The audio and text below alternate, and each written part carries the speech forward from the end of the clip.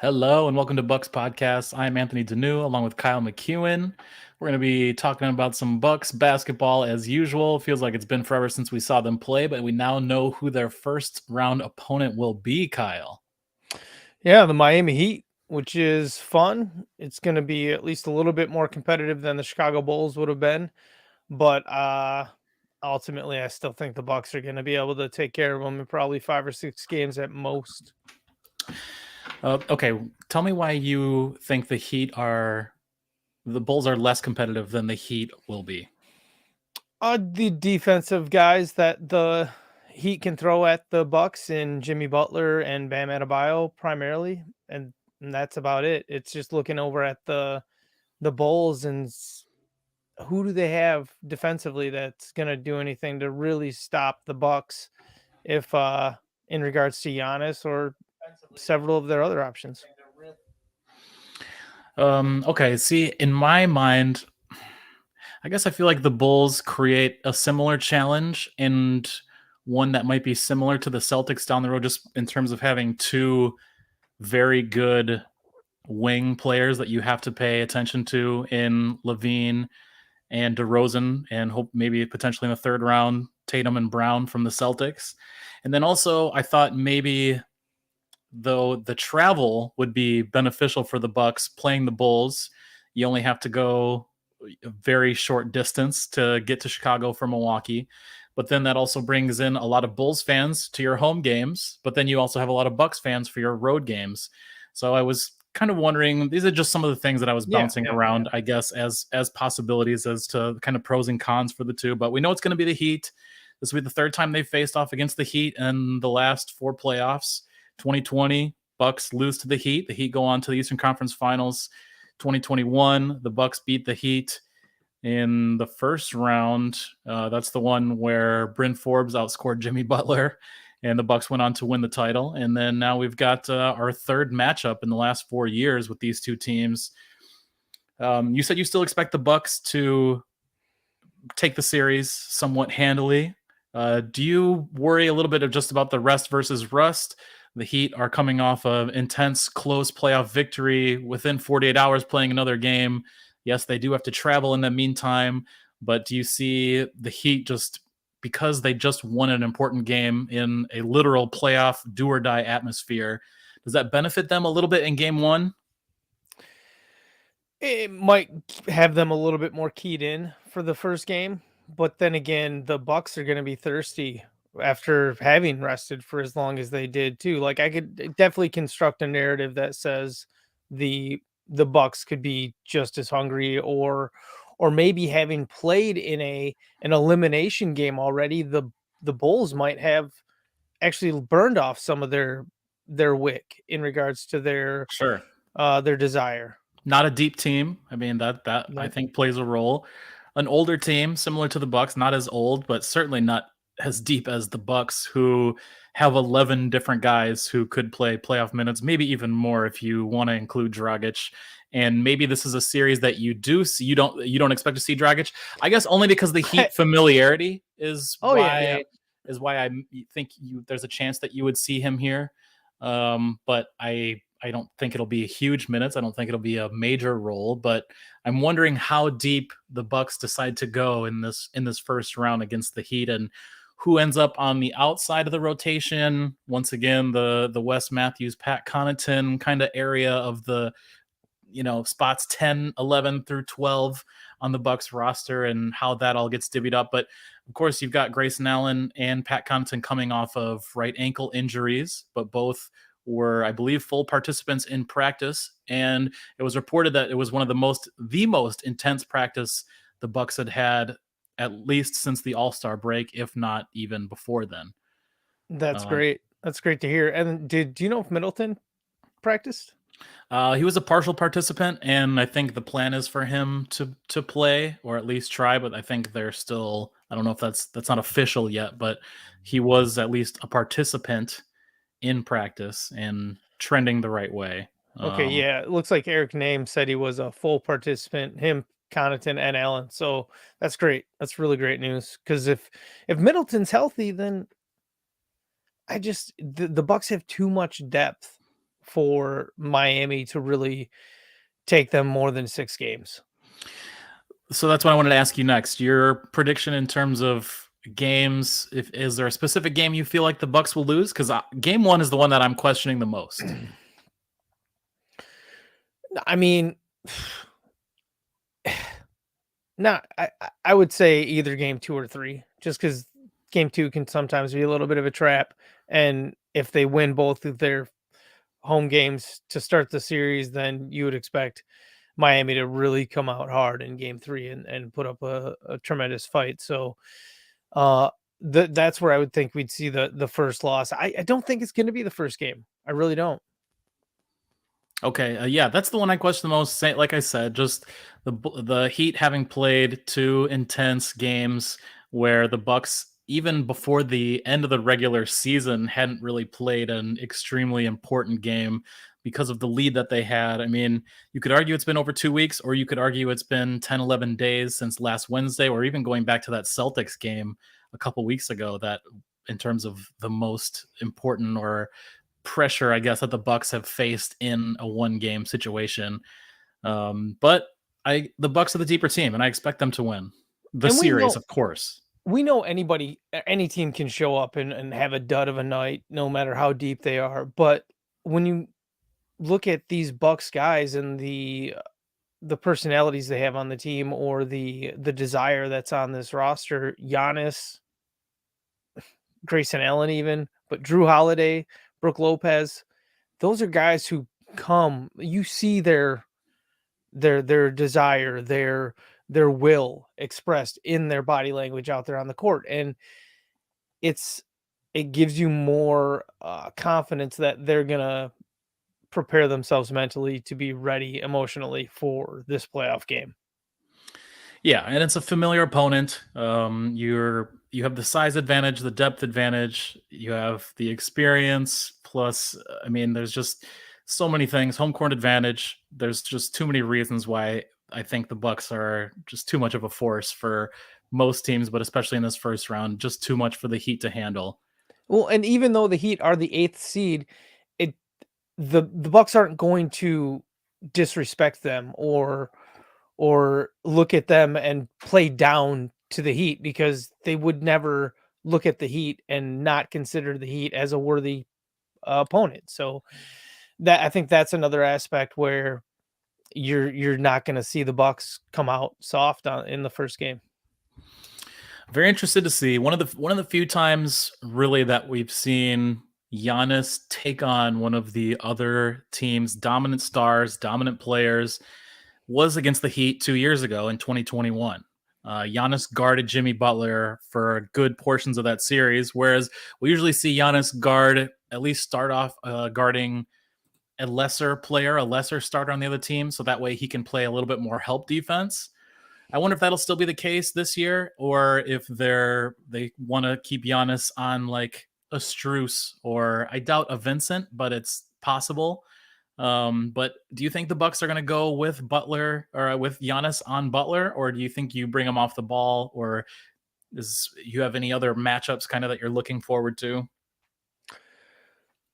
If for whatever reason they bring Middleton off the bench, then that maybe gives you somebody else to throw at Butler defensively. I But like I would that. expect Brooke Lopez to be on Bam Adebayo a lot, and Drew Holiday to be guarding Jimmy Butler a lot of the time, just because he's a willing defender in that regard. And then you don't have to burn out Giannis as much.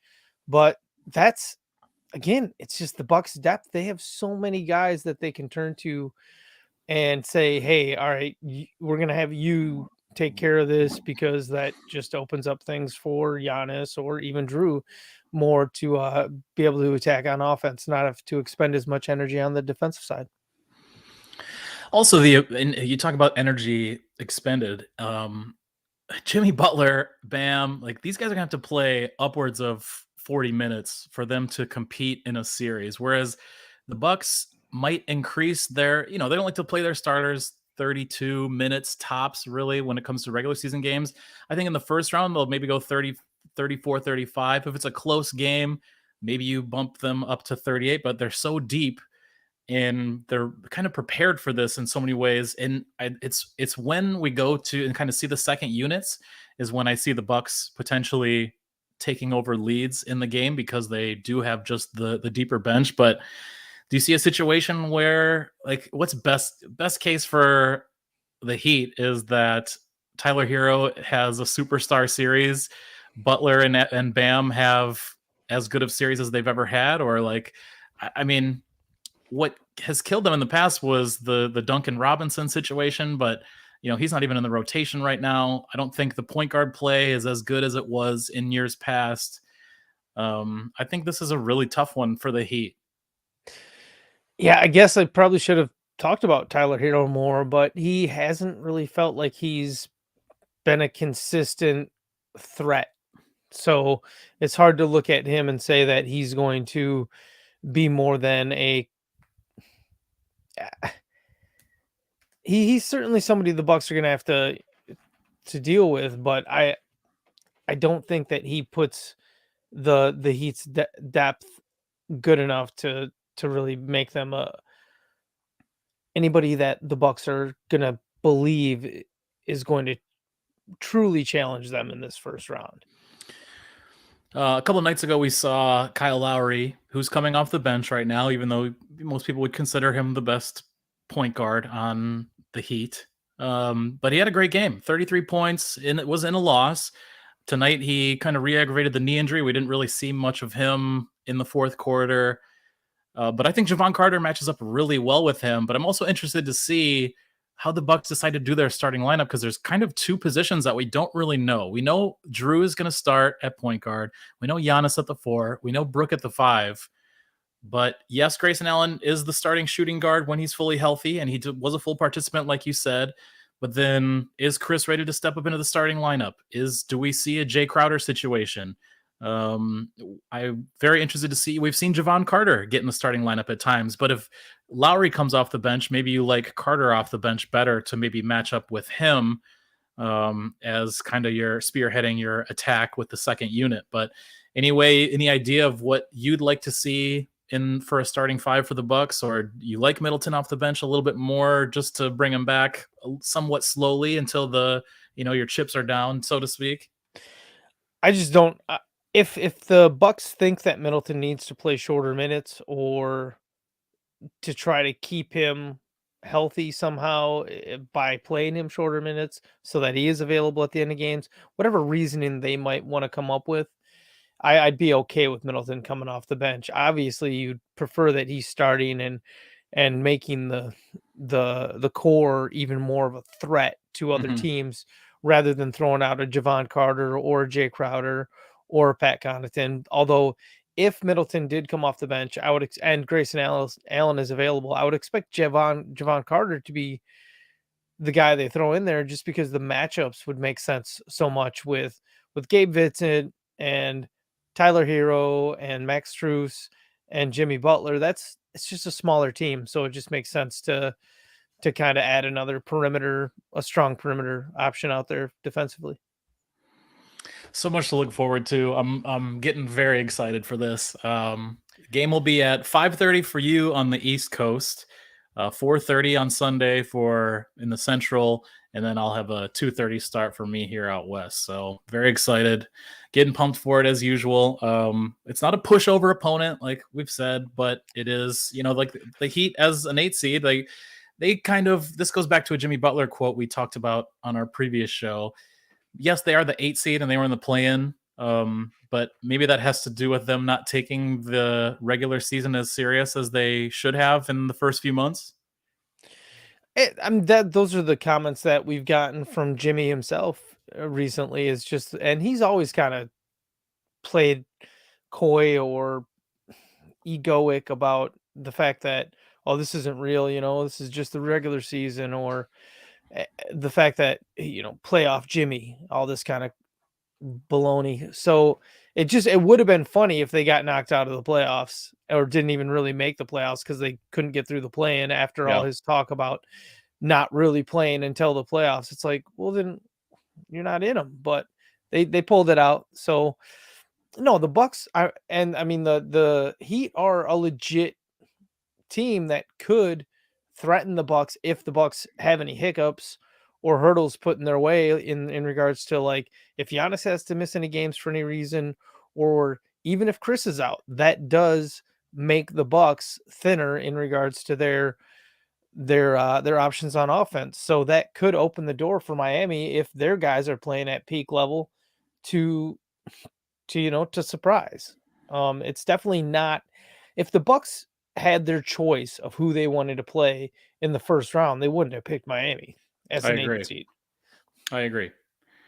A couple years ago, they did. I think they kind of threw their last game so they would end up with the Heat because they wanted it, but it was more of a thing of like, we want to take out who took us out. But in this, yeah, if it was the situation where they could choose their opponent, I think that they would have chosen someone else, not the Heat. Probably a less experienced team. The Heat, though, at the same time, Eastern Conference Finals, 2 of the last 3 years, Eastern Conference champions 3 years ago. So not like, a powder puff, I guess, kind of opponent. But I don't know. Good stuff. I'm so excited for this year's playoffs, especially when you're in a situation where the Bucks, they're a top team and you're finally at that time where they get to prove it. The best team with the best record, home court advantage. Now it's time to get down to business. So I got a question about the Bulls' previous game when DeMar DeRozan's daughter was screaming at the Raptors, and the Raptors missed 18 free throws as she was high pitched squealing. yes. When it was originally happening, I know there's a lot of people who are like, "Oh, it's the most annoying thing ever," but like, I don't know. I guess I like chaos a little bit, and it was hilarious that you could hear it on the broadcast, and then the fact that they couldn't edit it out of the broadcast somehow by muting the microphone that was over by her, or like you think they would have figured out some way to keep that audio out of the broadcast at some point. And then you eventually find out that it's DeMar DeRozan's daughter, and that just added another little layer to the story. And then for the freaking Raptors to lose, missing free throws when they had an opportunity to tie it, and for them to miss 18 free throws. 18 out of 36, so 50%. And Scotty Barnes even admitted afterwards, like, yeah, we could hear, and and they're like, well, can you confirm that it bothered you guys, basically? And he was like, I mean, we went 18 of 36, so what am I supposed to say? Kind of was his response. So, I mean, they've all but, yeah. I was listening on the radio to start the game on my way home, and I could hear her screaming clear as day. And I was like, all right, well, way to show up. And then you find out, yeah, it's DeMar's daughter.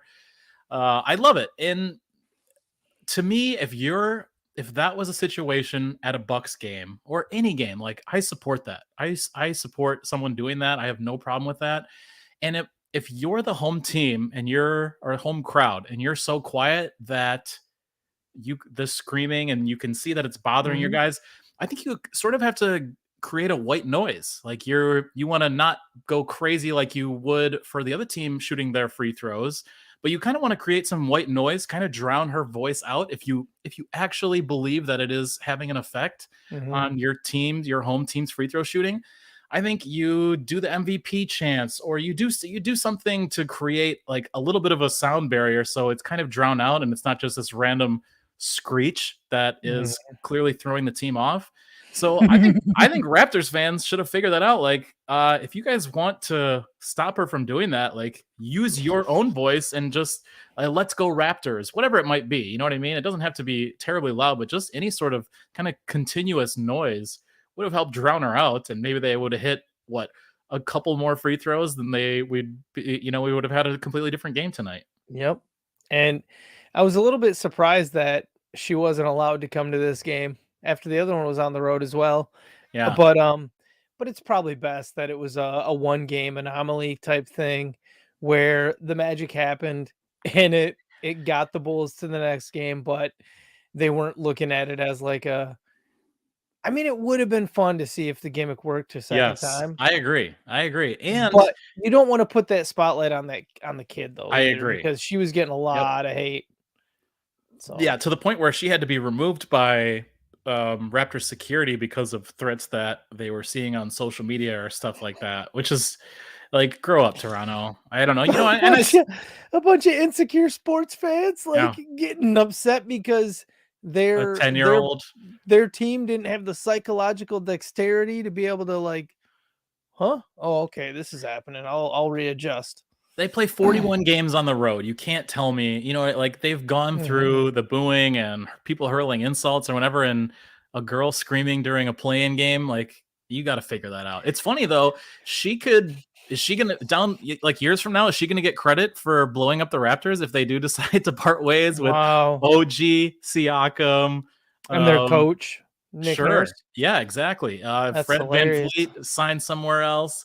Like, is she it's funny that it's DeMar too, that, you know, like the Oh, guy that wow, traded to yeah. get Kawhi. I mean, there's so many fun angles to this. So I'm I interested to mean, see how the Raptors offseason goes, and I think it's more interesting because of this kind of caveat, I guess.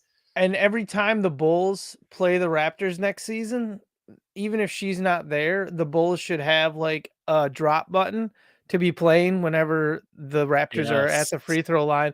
Ah! Yeah. Ah.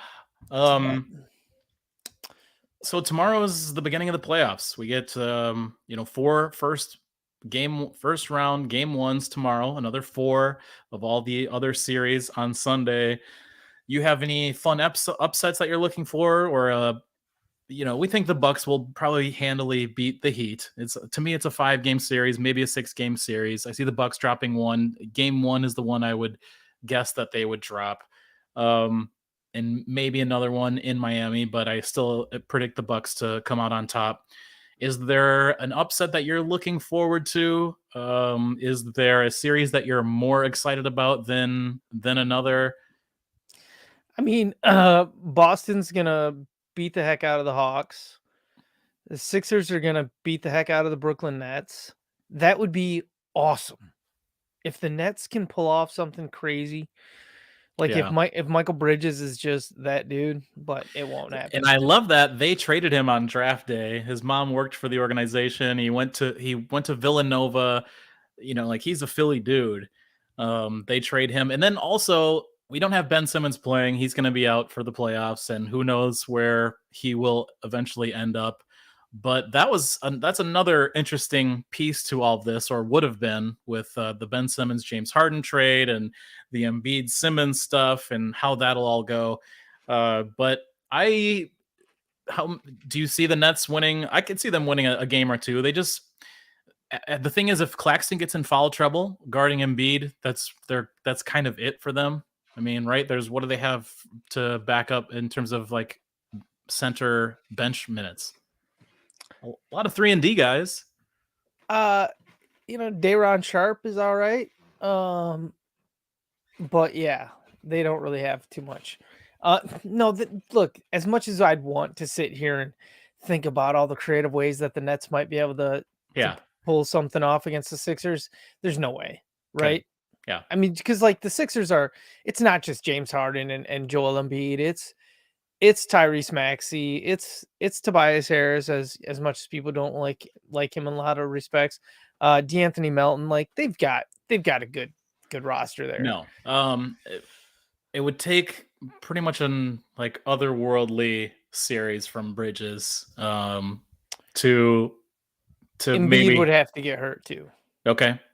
right? Well, yeah, and that's an interesting thing too, is if he were to get into foul trouble, which I don't necessarily see happening, they're more prepared for that than I think the Nets are for Claxton to get into foul trouble. Yeah, I would agree. Cavaliers versus the Knicks, that could be an interesting series, but ultimately I would think that the Cavs talent is going to end up winning out. Agreed. Yep. I would not be surprised if that goes to 7 games though.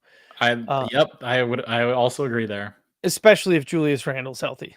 So before we go to the Western Conference, did you see the news that the NBA buried today on a Friday? Would this be the Miles Bridges? Yeah. Yeah. What do you think about all that? I mean, I Well, mean, tell us a little bit about the situation. so the NBA finally gave us a update on the Miles Bridges situation. They decided to suspend him 30 games, but 20 of those are retroactive to this last season. So he's only going to have to sit out 10 games next year, after everything that happened with his ex-girlfriend or his kid's mom. So, and honestly, I don't know all the details of it, and I haven't tracked it. So I don't know if he got charged with something. I believe there was a plea deal and He all that pled, kind of yeah, stuff. he Yeah. he pled no contest. When it first all came out, it was really a picture of what her face looked like after this domestic dispute, and kind of an online post with it about what's going on, and kind of part of that situation, which I'm sure people can go find. And she was absolutely looked. It was just super brutal and was just a terrifying thing. And at that time, it was like, well, we'll never see Miles Bridges in the NBA, and he could go to jail for a long. Like, who know? We didn't really know. The NBA dealt out the punishment, and really everyone thinks they underdid it. They didn't really kind of lay the hammer the way they should have or could have. It's also interesting, he was a free agent for a lot of this season, so they want to do the whole time served, so he doesn't have to sit out 20 of the 30 games, saying that he did already for this season. Is interesting to me, I guess, because he was a free agent for most of the season and then signed with Charlotte after. He's still a free agent. Oh, really? He hasn't signed. So, see, then to me, you can't give him the whole time served of 20 games for missing the season. He was a free agent, so it's not like I just think you got to go deeper. I think a fine also. Um, Man, it's not a great look. And you're right, it was the Friday afternoon story, Barry. The night before the night of two elimination games, and the weekend that the playoffs begin. Like, this was you're exactly right. This was kind of the news drop to bury it, and something that probably Monday and Tuesday you're not going to be hearing a lot of the talking heads. It's not going to be a topic a lot of these big No. shows, even though it probably should be. And I don't know. I was very surprised at how light it was. I thought he would get a minimum of a half a season plus a fine, and now you're talking about him playing as early, like before Thanksgiving next year, potentially. And well, there's a lot of different ways you can look at it. But it is what it is, and he's almost certainly going to get signed sooner than later. And now that a team knows that he's only going to be out for 10 games, he's don't be surprised if he gets a pretty good contract too. And uh, he probably would have got a, I don't know, 4-year, $25 million a year deal, something like that, like probably in the range of 18 to 25 million for being a 20-8 player.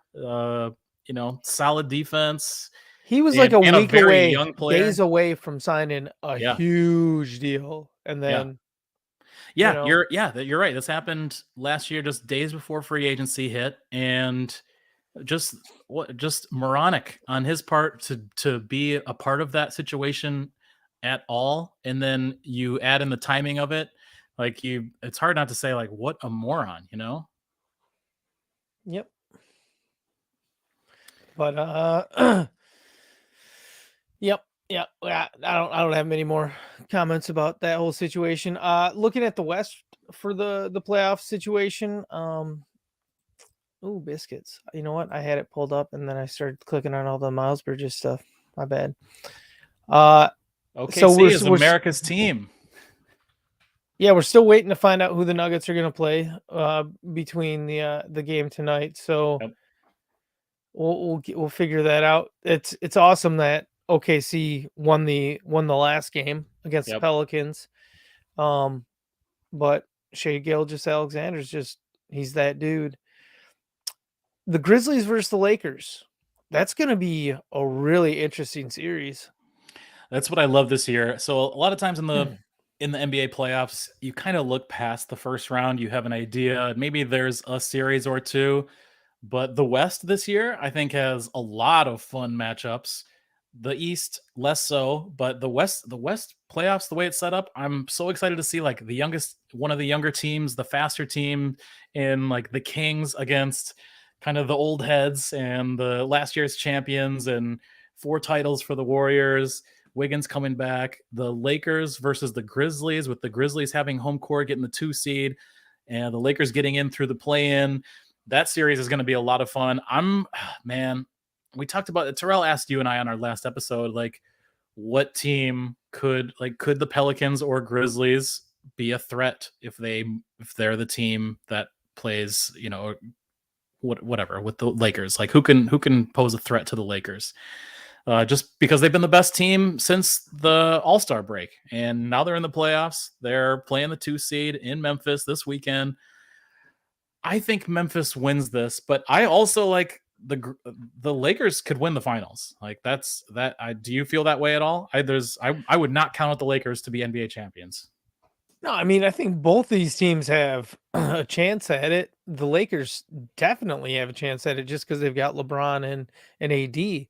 But then I love the matchups from the Grizzlies in that you've got Jaren Jackson Jr., who you can either start at power forward guarding LeBron James, or you can start him at center and have him guard Anthony Davis. And the perimeter defenders that the Grizzlies can offer, and guys like Dylan Brooks and Desmond Bane as well. They just got a lot of solid guys, a lot of names people don't know. But one of the other cool things about the Grizzlies is that Coach Taylor Jenkins, he uses everybody throughout the season. And so everybody's been in the rotation in at least a smallish role and been getting looks with the team. So if you see some random guys step up for the Grizzlies, or perceivably random players, do not be surprised. And Xavier Tillman might still be starting at center and have a really nice look, or maybe we get a bunch of Santi Aldama, or even Kenny Lofton Jr. after that huge game that he had to close the season. Yeah. So that's why the Grizzlies are so fun. They're like, yes, they have a superstar in Ja and some great defensive players, Brooks and Jaren Jackson Jr. Jaren Jackson Jr. also a developing superstar. But I view them as a team. Like, there's not many weak spots. I think they can match up and throw a bunch of different stuff at you. I could see them winning this series somewhat handily. I like Jaren Jackson Jr. on Anthony Davis to start, and I like Dylan Brooks on LeBron, but I do expect, like you said, kind of a lot of interchangeable pieces potentially for their center rotation. So they're a really fun team. Like I said, I view them as like a solid unit, even though they are led by Ja. I think his defense has been so much better this year. They're like, I love that they just play with a chip on their shoulder all the time. They're not backing down from anybody, and they probably wanted to play the Lakers. Ja was like the 8th name we mentioned from the Grizzlies. How about that? Dude, unbelievable. Hilarious. Yeah, exactly. And he can be he could have like 30, 10, and 5 like throughout the series. I mean, even another name that you might see kind of have a shine at a certain moment, David Roddy. He's like a little bit smaller version of Blake Griffin, if Blake Griffin's game didn't ever really include the monster jams consistently. Like, David Roddy's kind of got the Blake Griffin game when he went to Detroit, or when he first started just banging in threes when he was still with the Clippers. And we haven't mentioned maybe the truest, most pure point guard, especially off the bench, in Tyus Jones, who now 6 years in a row has led the league in a assist to turnover ratio. I mean, basically since he's been in the league, he has led the league in assist to turnover ratio. One of, if not the best backup point guards, and one of the purest point guards in the league, starter or off the bench. Yeah, I love him. I know that there's defensive issues in regards to him just because of his size and such, but the fact that he is such an efficient point guard and facilitator, it did always kind of make me wonder why no team wanted to look at him as more than a backup. But couldn't believe that because last year I think was his chance to go free agency, and I was absolutely shocked he ended up back with Memphis and not a starter on. I don't know. You'd think a team like Houston would want a more pure point guard, or he could have gone to a lot of different places. A lot of different places. it might have just been one of those situations where he got sick of being kind of undervalued or treated like a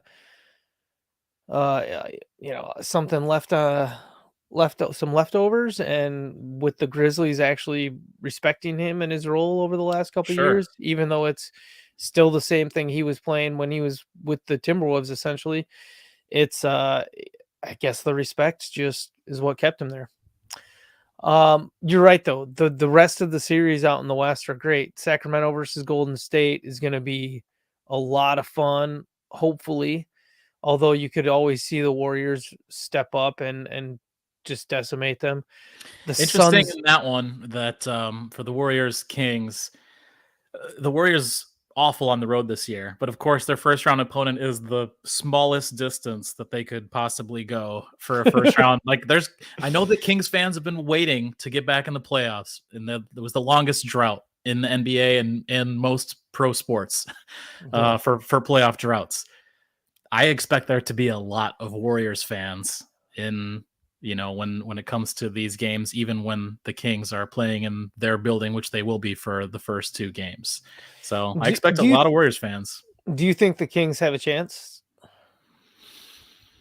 I do. I think sometimes like the ignorance is bliss kind of thing. Like can they beat the Warriors at their own game though? I don't know. That's why it's such a fun matchup, is that we don't know. I can't just tell you that. I mean, the Warriors are my pick to make it to the finals, and I'm sticking with that. That was my beginning of the. But am I going to be surprised if the Kings show up? I mean, I don't think I will be. They also the Harrison Barnes thing is a fun angle. Fun. It's a fun angle to this. Sabonis has just had an incredible year. De'Aaron Fox is the man in crunch time in fourth quarter. He's one of the smoothest players, one of the fastest players that we have. I just don't think that they have quite enough firepower. I would say they're like two really good role players away. And that's why the Warriors will win this series. And once again, the close proximity to San Francisco and Oracle Arena, they're going to not be playing exactly a road game as you might think. Yeah, I think it's 5 or 6 games, and it's probably only 6 games if like Malik Monk comes off the bench one game and decides to score 35, 40 points or something stupid. Yeah. The Suns versus the Clippers should be an amazing series. Agreed. People are looking past the Clippers, and I don't get that. I don't get that at all. But with Paul George out, it's understandable that you might look at the Suns more favorably. Yeah. Ultimately, I would expect the Suns to probably pull it out in 6, but it could easily get pushed to 7. Just because Kawhi. Sure, exactly. And that's why, to me, when outside of Kobe, I think he's the closest thing we've had to Jordan. And him in the playoffs, like, I've seen him do things that we just haven't seen other than Kobe and Jordan. And I think Kawhi is incredible and gets overlooked quite a bit. He's won it being the guy without a second superstar on that Toronto team in 2019. I'm not saying that's going to happen this year, but I am not counting out the Clippers. And if Paul George can get in near the end of the series, potentially, we're like unsure of his status at the moment. I'm not positive, to be completely honest. Regardless, I think the Clippers will put up a much more of a fight than people would think. And they have different guys who can defend. Like, they have got a lot of good wing defenders. So I think it's an interesting series. Rocco, Batum, of course, Kawhi, hopefully PG. Westbrook, of course, just crazy effort all the time. His shot selection is, of course, what bothers me most. But I still love Westbrook as a player and his heart and just determination. I think, I don't know. People hate him, but I don't know if it's always as just as it is or as it needs to be. The Paul George's situation is that he's still out indefinitely, and it doesn't sound like he's got really much of a chance coming back in the first round. Yeah, that So, sucks. So yeah, I would yeah. give the Suns the edge in that one, and I'm hoping for OKC to win tonight. I would love for them to be the opponent for the Nuggets. I think OKC has become America's team, like I said. I think the Timberwolves just bore me, and I think the play-in would have been much more fun. I mean, I know they already had it, and they weren't like the last team out or anything, but you take out the Timberwolves and you put in the Mavericks. I just think you have more of a fun just group of players and dynamic, and I just think it would have been more entertaining in that regard. What's more entertaining than guys getting into fights with each other on the Dude, bench? unbelievable. Yeah, That was in the most important game of the season. to the point that your guy you just traded away your future for is suspended for the first play-in game. What? Unbelievable. Unbelievable. Wow. We've never really seen anything quite like that. And then McDaniels too, punching the Oh, wall. Like, that's just moronic stuff. And I've sadly been a fan of, like, I'm a big Brewers baseball fan, and our star closer that he did that a couple years ago. They were celebrating that they made it to the playoffs. He got drunk and punched a wall or dashboard or something, broke his hand, couldn't pitch in the playoffs, and of course they didn't go on to win the World Series. So that's frustrating as hell, man. McDaniels is wow. an important piece to that team, kind of a guard everybody, developing into an awesome player. Oh yeah, he can do more on offense than what he shows, and sometimes that's frustrating because you're just like, if you can do more, do more. But McDaniel's impact on defense for that team is immense, and without him, their hopes of winning a championship are pretty much good luck. I Yeah. mean, don't and that's not to say that they don't have a lot of good pieces. That it's kind of funny to me that you're sitting there saying that the Timberwolves aren't fun, and I agree with you. They're really not fun, even though they They have should be. a good team, and then they've got Anthony Edwards on their team, And I and love him. he's amazing. And Yeah. Carl Anthony Towns he's just exhausting sometimes, Yeah. to be honest, because he's one of those guys who you look at and he's kind of got that AD, does he really like basketball all the time kind of Sure. feeling, and that gets frustrating. It feels like he's in foul trouble every single playoff game. And I almost think that was a reason why they went out to get Gobert. Like, all right, if we can get Karl Anthony Towns away from the center position, and then you get Gobert, who's also been played out of, played off the court in playoff situations. I'm not sure I love the fit of their team, but McDaniels and Anthony Edwards, awesome players. I think I'm interested to see what happens tonight with the Timberwolves and how they go into the offseason, because I think there's no way they're getting out of the first round. But at the same time, could I maybe see them beating the Nuggets? I don't know. Maybe they're a team that matches up better than some, just having a big center, a couple different guys you can throw at Jokic. I mean, that's just it. You've got a big defensive center you can throw at Jokic, and then you've got Carl Anthony Towns, who's the nimble big that's very similar to Jokic in a lot of respects as well. So, yeah, I think that matchup would be super interesting. But hopefully, and we're watching the second quarter of the OKC Minnesota game right now for the final play-in spot. I'm with you, man. I want America's team, Oklahoma City Thunder. Yes. Yeah, they're Yeah. just so much fun. They're so ahead of schedule. They're so young. They're just a great story right now. They're the most likable team in the NBA. I love that they like sometimes their rotations throughout the season have been actually kind of frustrating because you're just like, what is Dagnall doing? Is he just rotating in random guys because they're literally just taking a look at players and they have like predetermined rotations almost? Or is he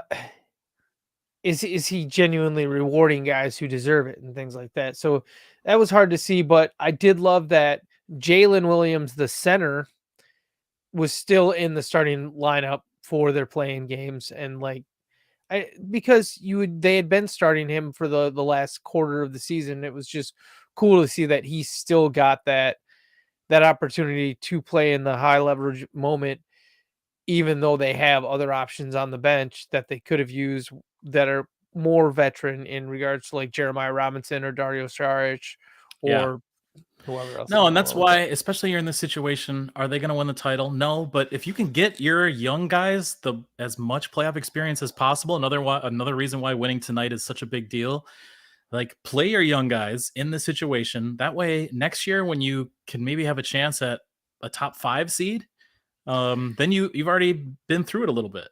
And what better way to motivate your burgeoning young players to go into the offseason, get better by practicing and committing to weights more, than to get them into some real great playoff opportunities like this, even if it is just these play-in games, that then propels them into a more productive offseason versus if they had just been kind of, piddling through this regular season and not making playing in these high leverage moments. Maybe they just look at the offseason as more of an offseason and not necessarily an opportunity to get better. Hell yeah.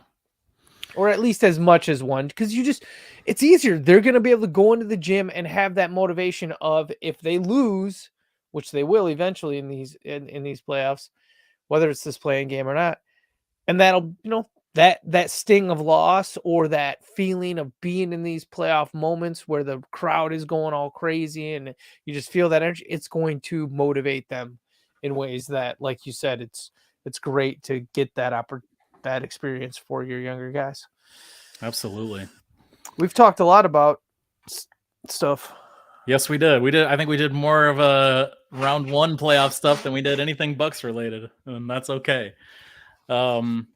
I'm really excited about this first round. I think you guys will probably be seeing a lot more of us, hopefully throughout the playoffs, and us talking about doing some stuff post game and what we have coming up for the Bucks and other NBA stories as things develop. This is the most exciting time of the year as an NBA fan, and excited to hopefully bring you guys a lot more content. So, well, we're planning on pretty much podcast after every playoff game, right?